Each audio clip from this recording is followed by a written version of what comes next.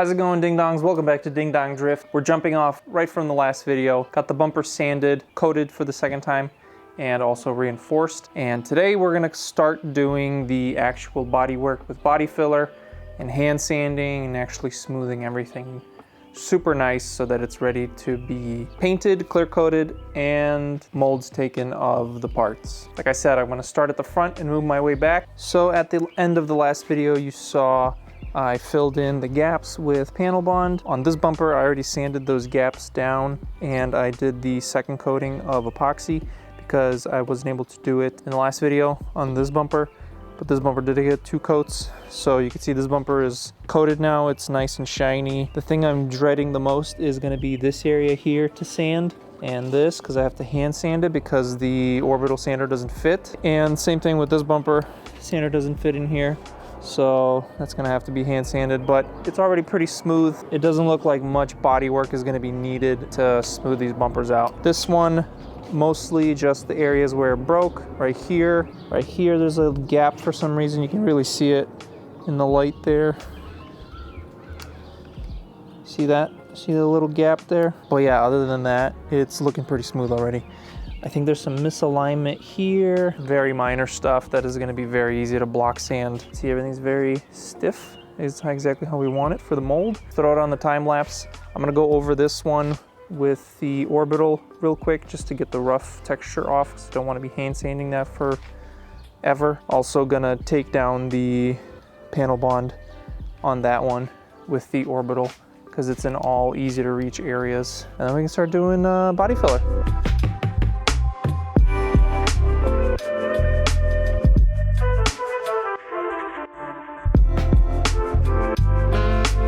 All right, so now that everything is sanded down, it's ready for body filler. However, there's some spots where the orbital sander couldn't reach because they're indents, like right here, here, here, and here. So I have to go through and hand sand these areas because body filler will not stick to them. So first thing I'm gonna do, hand sand this, and also this, but these areas I think I'm gonna block sand. They're very, like, smooth in terms of deviation of the panels, but obviously they're not smooth because there's a bunch of epoxy in there. So we want to use as little body filler as possible so we don't lose the original shape of the design. We don't have to worry about shaping anything. For some reason also, this center sticks out like right here. So it's indented here and then it sticks out, and then it's indented here and the center sticks out. So I think these pieces, when I glued them on, and they're just like inwards. So I'm gonna have to body filler probably like this whole area here, all the way to like here, and then just block sand like this to try and get a smooth transition from like here to here. Let's get the block sander out and try out this new sandpaper that I got. So I showed this a while ago. Finally got the Duraplox set and some professional grade sandpaper. So these areas probably gonna need the thin one. Yeah, that will fit nicely in there. And here I'm just gonna hand sand it because this is gonna get covered up with a headlight anyway. But for like this will be perfect. Let's get a nice sharp corner on there. Oh yeah, that stinks great. Nice. All right, now I just trim it down with a blade and we can start sanding.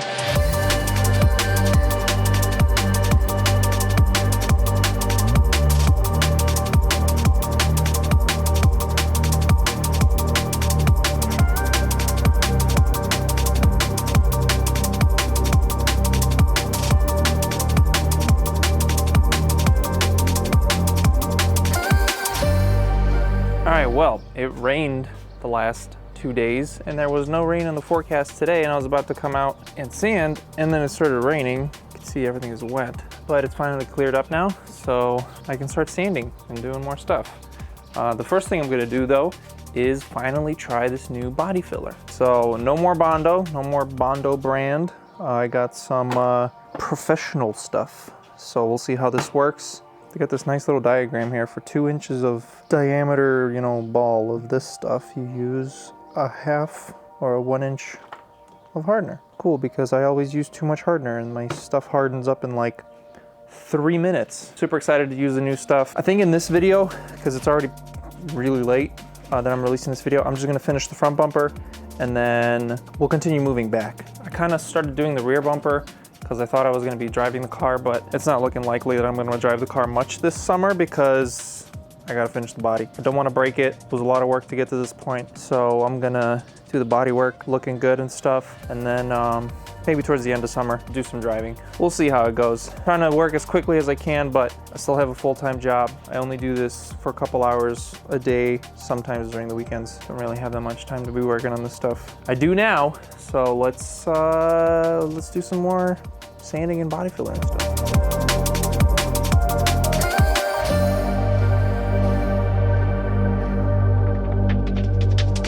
Well, I guess I'm still using too much hardener because that hardened up in about 3-4 minutes. I don't get it. I guess it is kind of hot. 80% humidity and like 80 something degrees right now. And I think humidity makes it cure faster. But got the first coat on. This will definitely need another coat because this whole area is really low in the center here between, for some reason like right here is really low. We'll see how it sands. I just need to get the mixture ratio right. It says 4-inch circle. You do a line across. That's how much I did. It was like 4-inch circle, maybe that's a little. So yeah, I don't know. I did a line across and it hardened really quickly. Next time I'm gonna do less. Oh well, it's really hot.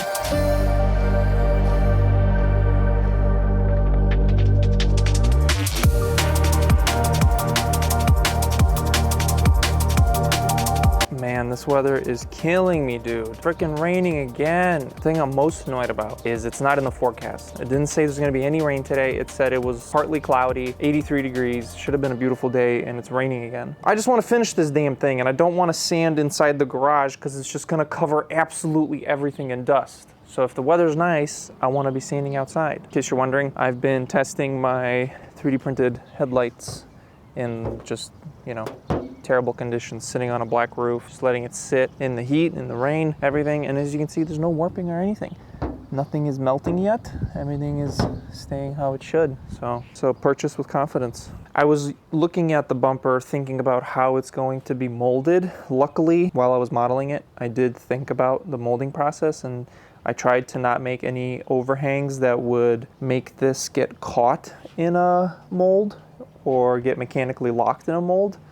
I think these areas I'm gonna have to fill in with Bondo completely. Hard to tell, but I think these might be able to catch the mold.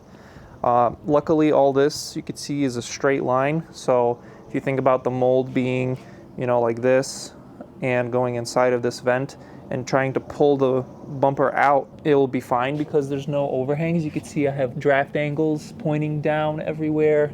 This angle is pointing out, this angle is pointing out. So everything should be easily removable. The only thing that will have to be a 2-part mold is this area here. Because I do want to be able to mount it the same way as OEM, but I don't think I'm going to be able to. And what I'm going to have to use is the above panel, what are they called? Arrow catch latches. So they're like, there's going to be a latch here, and you like flip it and it unlocks. So the bumper will basically be like quick release. In the corners here I'll still use like bolts or maybe Zeus fittings, you know, the little quarter turn, little spring loaded bolts. I don't think I'm gonna be able to retain this mounting point.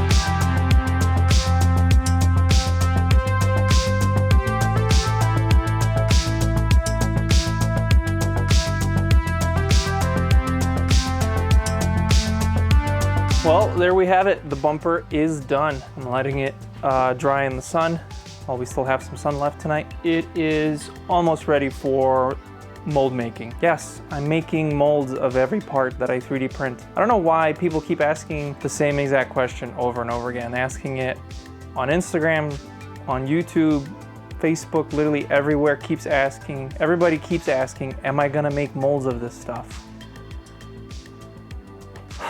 Yes, I am. I don't get why, like I've mentioned it 100 times that I'm gonna make molds of everything. It's gonna get primered right now. There's a little bit more body work to do.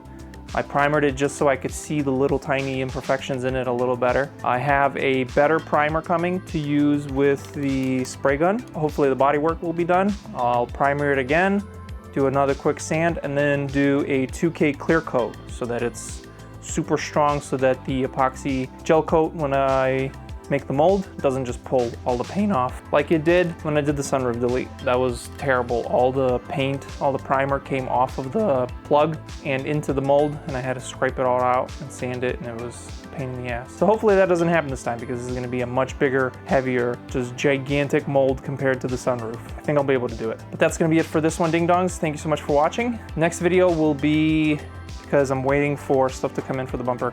Next video will be actually on the Tundra. I said I wasn't gonna do anything to it. I already bought wheels for it, and I have some other little stuff that I have that I wanna do and change with it, so we're gonna do a little Tundra mods video. Let me know if you have any questions about the Tundra before the video comes out.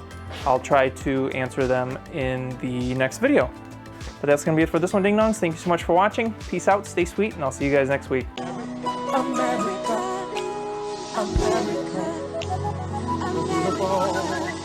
Do you have your passport?